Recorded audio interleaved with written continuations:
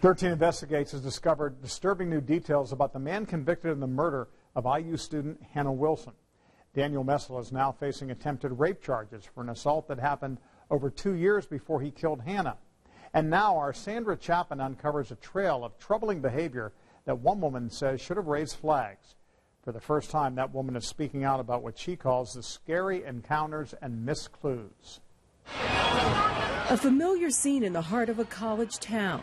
Young co-eds out for the night. But in the fall of 2012, 6 young women called police. A suspicious man trying to get girls in his SUV.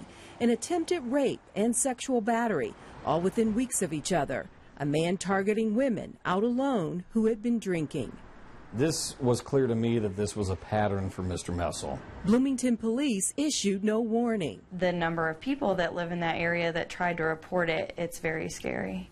This 22-year-old is still upset. She wants her identity concealed, but believes the public should know Daniel Messel harassed young women and got away with it until he committed murder. I think it's very telling that there were 5 witnesses that could testify about how they witnessed this person basically trying to find women to get into his car.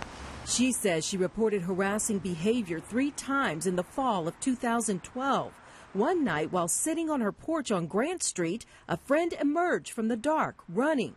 A man had approached her twice, trying to get her into his car. She was just so freaked out. That was aggressive enough to me that I felt like we should call the police.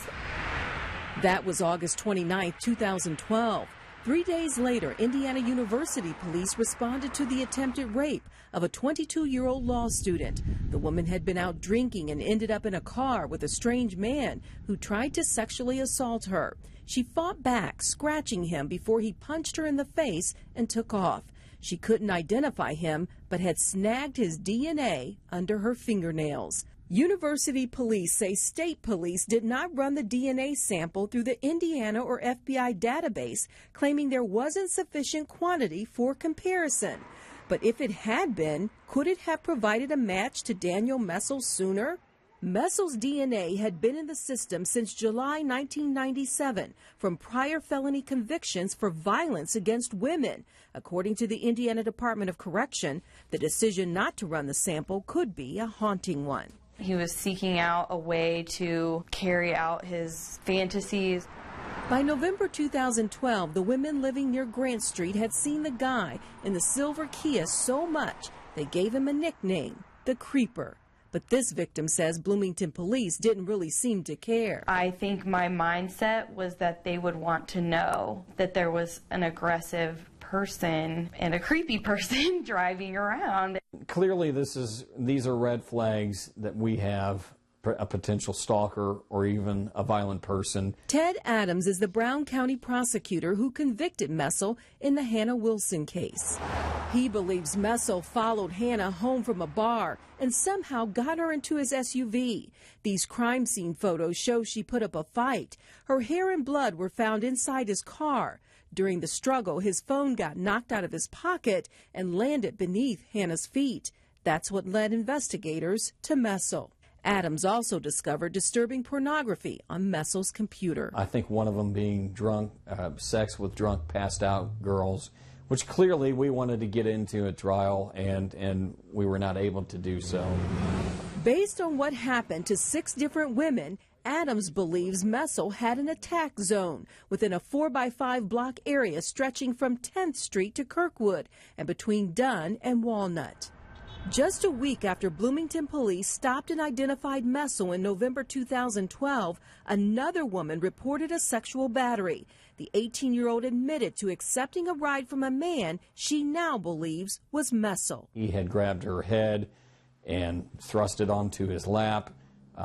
She struggled with him and then ended up jumping out of the vehicle.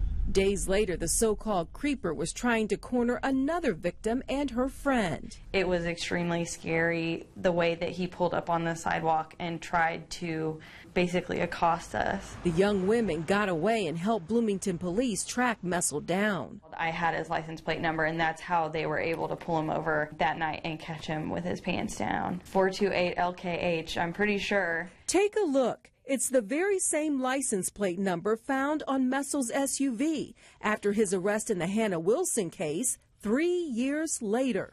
Messel was questioned and released after the sexual battery victim could not pick him out of a lineup. 13 Investigates has learned Messel had a camera with video of himself asking girls for directions. I'm dying to know what was on that camera. I don't think that evidence was collected. Over 2 years later, investigators working with the prosecutor's office called one of the victims to say the man she reported to Bloomington police was now a murder suspect. I just remember my dad saying, "Oh my God." When you see this picture, does this remind you of anything that you saw? It just gives me the worst feeling. It makes my stomach drop. The day after Daniel Messel was convicted of Hannah Wilson's murder, IU police got a chilling phone call. The attempted rape victim from September 2012 believed Messel was her attacker too. University police requested ISP run the DNA sample collected from under her fingernails and compare to Messel's profile. And the sample came back, I think, 1 in 1 million as a match to Daniel Messel's DNA profile. This victim wonders what could have happened if police had put the pieces together earlier. I don't know for sure that they could have prevented Hannah's death, but I think there are a lot of other things that they could have done differently to try to make campus safer. Messel has not been charged in any other 2012 case except the attempted rape.